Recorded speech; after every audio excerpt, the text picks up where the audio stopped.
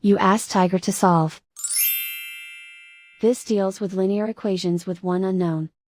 The final result is n equals -7. Let's solve it step by step. Group all constants on the right side of the equation. Subtract 13 from both sides. Group like terms. Simplify the arithmetic.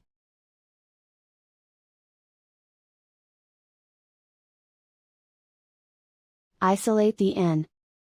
Divide both sides by -2.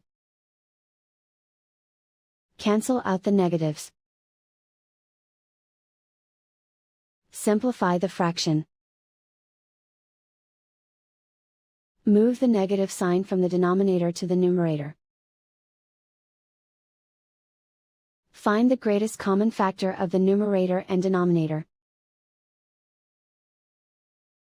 Factor out and cancel the greatest common factor.